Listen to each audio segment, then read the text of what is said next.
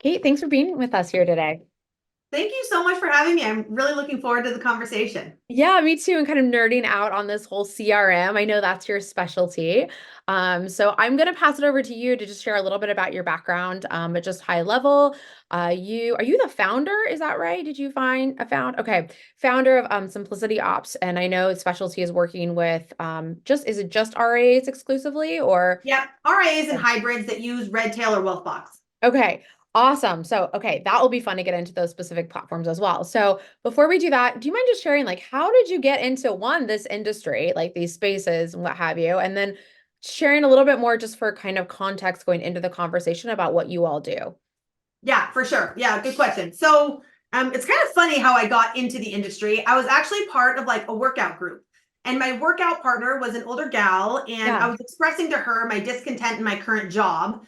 And she's like, you know what? My husband's looking for an assistant. He's the vice president Mhm. of an investment company. You should meet with him. And so I went and met with him. I didn't know the difference between a stock and a bond. Okay. I Yeah. had absolutely no business being Yeah. there, but we hit it off. He and his partner took a risk on a 24-year-old kid that literally didn't know the difference between a stock and a bond, and they taught me the ropes. And I worked at that broker dealer for like 3.5 years. Yeah. Learned, the language, the regulatory, everything. It was a great Jargon introduction saving. to the industry. Yep.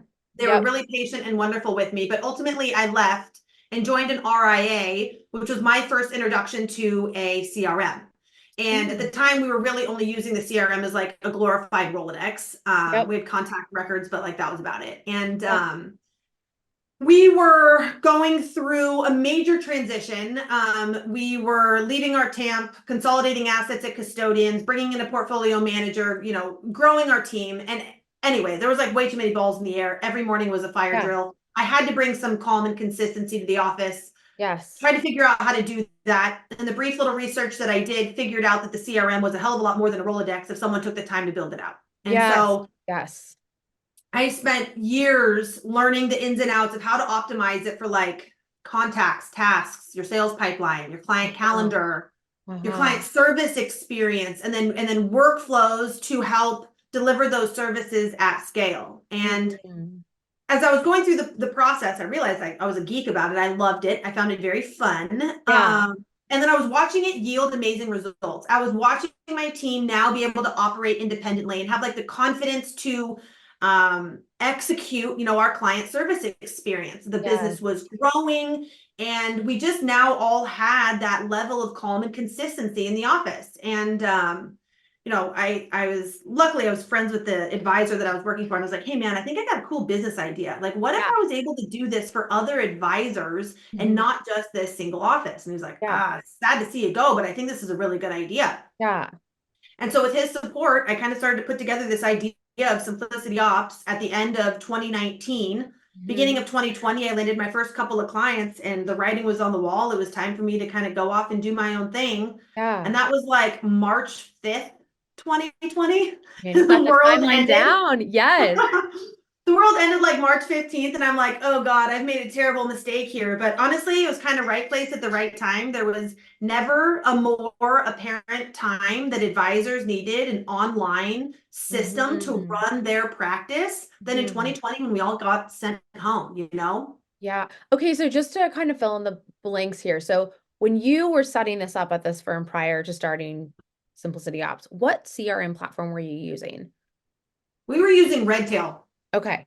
Okay, so Redtail was kind of your key CRM that you got super familiar Mhm. with. Yeah. Okay. And then I love what you said too about this idea of creating the calm. I feel like when ops are done really well, that's so much of what it does is like it just creates systems and trust and consistency and all these other kinds of things. And So, confident. yes, it's so true. So tell me, like, when you enter into a situation where we're like, all right, we're going to get the house in order, what kind of situation are you normally kind of like entering in? What's normally some of the bigger challenges that you're seeing firms have, and how do you go about, I'll call it wireframing, their CRM? So Yes. hear a little bit more, love to hear a little bit more about that. Yeah, that's a great question. So, I can explain kind of like how to go about optimizing your CRM as the operational hub of your practice. That's really our core belief. We believe that your CRM should be the one-stop shop for managing your business. And Mm-hmm. every system that we are building is optimizing for an amazing client service experience. That's Yep. what my background is in. And our best clients, like their core value, their mission is to exceed the expectations of their clients by delivering a wonderful experience. And so Mm-hmm. we very much take that approach. And most of our clients come to us and say, all right, I get it. Our CRM should be, our one-stop shop or our centralized database, but like Yep. the data is disorganized, the Yep. team is using it inconsistently. Some of us are using the calendar, some of us are still using Outlook. We've never touched a workflow. We Yep. don't really trust the system, so we don't really use it. That a couple years ago was what I heard the most. Okay. And now what I feel like I'm hearing, and I mentioned this earlier, is like, all right, we've started to build out systems, but Right. we're having a really hard time getting adoption. We're having a really hard Mm-hmm. time getting people to buy into the value. Mm-hmm. And so it's shifted a little bit. And Okay.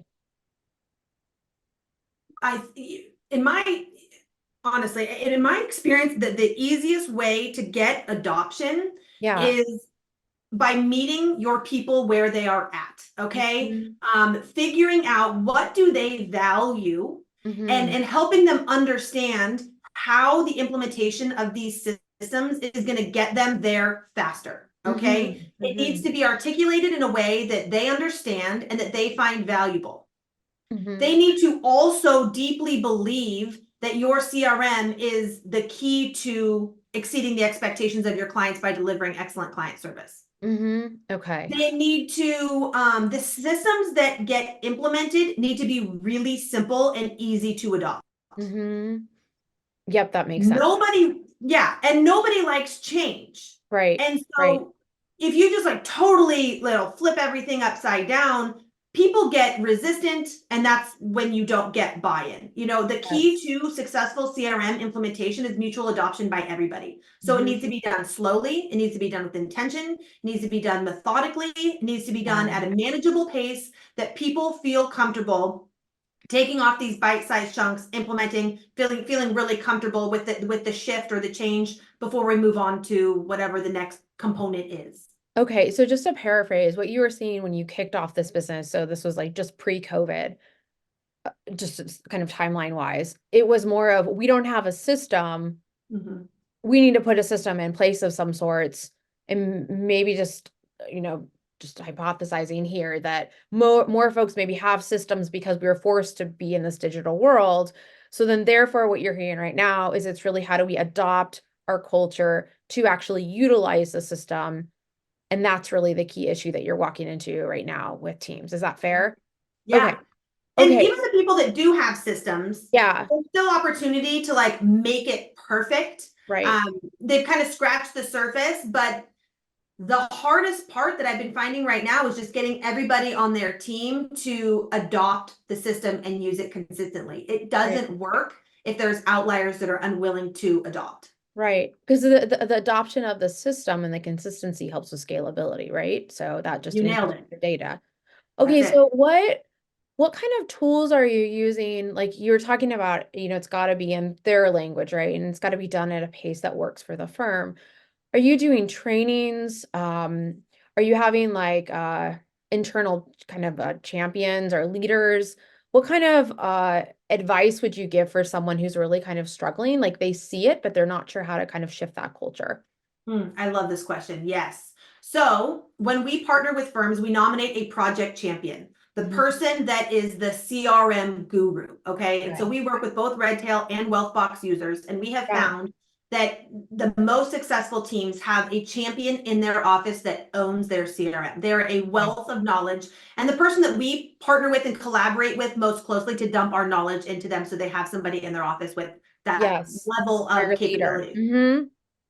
And then we guide them through like a 4-phase process that Okay. starts with, and I always joke, I think about this like building a house. I know everybody is like really excited about workflows and Yeah, integration yeah, and yeah. automation, but like none of that works if we Yeah. don't lay the foundation and build the frame. The entire structure collapses if you throw the roof on first, right? Yes, yes, yes. And It wouldn't so make sense. It'd be backwards. it would be backwards, okay? And like I know that the foundation is pretty boring and lame, but like we have to start there. And Yep. in its simplest form, your CRM is a database. So we start with structuring the data. How Mm-hmm. should it be organized? Who are these contacts in your database and what is the best way to organize them? All Mm-hmm. right. And then Mm-hmm. we'll take them through like, here's who these people are and how should they be structured. Here's what your category should be. Here's your keywords and Right, your tags and your custom fields. Okay. We get right, really clear on that and we document that. right, right. Then You made it sound so simple. It's so not simple, but okay, keep going. Yes. we've done this a lot of times. So to me now, like I can get into a database and be like, yeah, no, this is how this should work. And then, Right, we right. You remap can everything, clean see, it up and we're you can see golden. the But light. Mm-hmm. I get it. Then after we know how the database is organized, we got to get the team on board. And so this is like the educational component where we teach and train them best practice for utilizing the CRM as the hub. And Yeah. what I mean by the hub is it becomes the place for managing contacts, your Mm-hmm. tasks, your Mm-hmm. sales pipeline, your calendar, your accounts, running reports, any sort Mm-hmm. of audits. It becomes the source of truth for managing your Data. client relationships. Yeah. Okay. Well, client relationships, I guess, which is also related to data. So, Yeah, exactly. okay. So, um, kind of shifting topics here a little bit, but related. You've got your adaptation that's going on, right? Like you're getting people involved. That Mm-hmm. takes time and it may not be up to speed. How are you managing expectations of the C-suite where they're going, we should have these reports. It should be so simple. Shouldn't all that information be in there? When Mm, in reality, what I sort of referred to earlier is um, you make it sound easy, that component of mm-hmm. being able to tag and create workflows and these sorts of things, that takes time and it takes training to be able to build all of that out. So, what is your kind of communication and expectation setting for folks that are like, don't we just have this? Can't Yeah. you just flip a switch? And kind of what is that timeline expectation setting that maybe someone that thinks it's doesn't have the context for the complexity of it, like what are you telling that audience? Yeah, that is a fantastic question because that is a real struggle because unless you are on the front lines of managing a CRM and managing client relationships, you have Right. absolutely no idea how long this stuff takes. Yes, Okay. so And true. so I always joke, I'm like, listen, it took me like 3.5 years to like jigsaw puzzle all of this together and build out a framework for running a practice. Okay. Right. The benefit of collaborating with someone like us is we can knock it out a lot faster because we've already gotten it figured out, right? And so Yep. our engagements last anywhere from like 6 months to a year and a half, depending Mhm. on the complexity of the business, the disaster that's their database, how many team members they have, like getting it all in order. And so Yes. to set expectations, we build out a timeline. We're like, listen, here's what we're going to accomplish week over week. Here are some key milestones that you are going to feel like major efficiency pickups Those at quick these wins. weeks. Yep. Yep. Those wins. And then we get together at those milestones and celebrate those wins together. We'll do a deep dive training with the team and like, all right, guys, we've gotten this far. We've rolled this out. Like everybody has a task management system. No more post-it notes. No more legal pads. No more DMing. Yes. Throw Is it your away. CRM. Yeah. Yep. Yep. And so Okay. it's like set in stone. It's like, here it is going forward. And then this is why you have to take a slow, intentional, methodical approach because once you met that milestone, then we move on to the next set of curriculum. And then Yes. we get into building out your service experience. And then we get into building out workflows. So it's done very incrementally so that Yes. nobody feels fire hosed. Yes, that's fair. So it's essentially stepping stones, but celebrating those stepping stones along the way, which Yep. also is managing the optics of the volume that you're trying to, sort of push or change or what have you, but also not saying like, oh, we can do this overnight. Yeah, you're right, no problem, it can happen, right? Because it's very nuanced. So related to the nuanced part of it, right? Like when you get into the CRM, you start to unpack, let's say, all the things that make a client experience exceptional. Do you find that your like projects just spin off? Like, oh yeah, we needed that. And oh yeah, we needed that. And we need to actually have more emails here. Like, how do you set those expectations in the beginning to make sure that the timeline doesn't, shift every what is it every 30 days or 60 days or what have you, because I'm sure you're discovering more as you're going through the process. Yeah. Well, we set very clear expectations in the beginning. Like we're going to do an audit. to figure out what the pace of this should look like. Yeah. Set a timeline to just keep everybody on track and set those expectations. And if we get in there and we realize, oh shoot, you need this, and this, like we will tack those on at the end, or wherever they make sense. Not even at the end. Like sometimes, like, oh, we don't have an online calendar tool, or we're still using Calendly. Well, you should be using G reminders because it has a native integration, blah, blah, whatever. Like we Yeah, yeah, will yeah. introduce those things Along as we the way. get. Yeah, exactly. Got it. Okay. So it's part of just unpacking it Yeah, essentially. So absolutely. yeah, that makes a lot of sense. Um, so fun. So what are there any other trends that you're seeing or maybe new things related to integrations with Wealthbox or with Redtail that, folks should kind of have on the horizon as they're thinking about these platforms? Yeah, totally. And so, I believe that your CRM should be the operational hub, but it's not all the things, right? It can't do, it's not your note taking app. It's not your online calendar tool. Okay. There's some other things that play very nicely with those systems Yep. that help deliver an amazing client experience. I love FinMate. They are an online, or they are a note taking bot that Yep. joins your call, takes your notes, puts together the transcription, pushes the meeting summary into Wealthbox and Redtail. You can select tasks from that meeting summary to task to your team the action items that need to be Awesome. done. Yep. And it comprises a follow-up email to the client. I'm like, oh man, Ah, that's a freaking game changer. Yeah. yeah. So huge fan on anything that makes the client experience better and makes your administrative teams lives easier.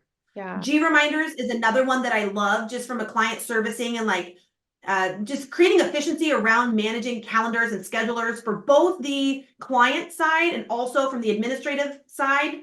Right. That's a huge, I mean, that's going to save you tens of hours a week implementing a tool like that. Hmm. I like Bento engine for client advice and timely, milestone educational pieces, I think is awesome. Um, I'm really excited about this whole AI thing. I know it's a really hot topic. I have no idea where this is going to go, but I'm excited to figure it out. I heard somebody talking the other day about a virtual AI assistant, like literally a VA, but that's a Yeah. bot that can Yes, like. I know what you're talking about. It is really cool and it actually feels like it's a human, like the way that it's set up. And you can create all this conditional logic in the background. Totally. I know what you're talking about. And I'm into it. I think it's really exciting. I don't know if the regulatory bodies are going to love that. I don't know if I really want them in my CRM with everybody's personal information. That's still a little gray to me. But again, like I come from an admin and ops background. Hmm. Anything that makes those people's lives easier so they can be spending more time serving clients, I'm all game for. I totally hear you. We feel the same too. We've actually gone through and have cleaned up a lot of our systems and workflows with the whole objective of trying to be able to cut out the manpower, like the manual manpower, so that that time, energy, resources can be really spent on making sure you have exceptional customer service, as you were alluding to earlier. Yep. And I appreciate you sharing those tools too, because they get leverage. So then you can go, okay, like now we can spend more of our time on X, right? Having really clean kickoff or building those relationships or good conversations or what have you. So um so fun. Kate, any other final thoughts that you want to share or things that you think would be helpful for folks to know? Oh gosh, I love this conversation. I just I think one of the things that I get pushed back on a lot is like, oh man, this sounds like so much work. Oh, this sounds like so much time. And Mm. it is. It does take time, Yep. but it's short-term pain for long-term gain. Yep. Your future self is going to thank you so much for taking the extra couple minutes to document the process so you're not reinventing the wheel every single time you go to do something. It's And so true. as you start to document those processes, if you're not utilizing your CRM as the place for maintaining processes, you should. Mhm.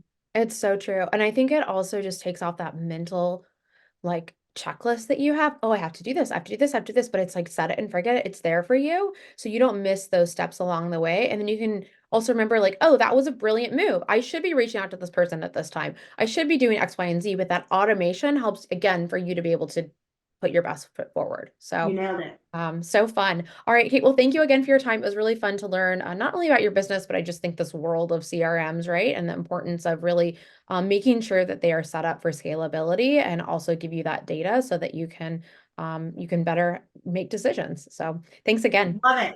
Thanks for having me. Absolutely.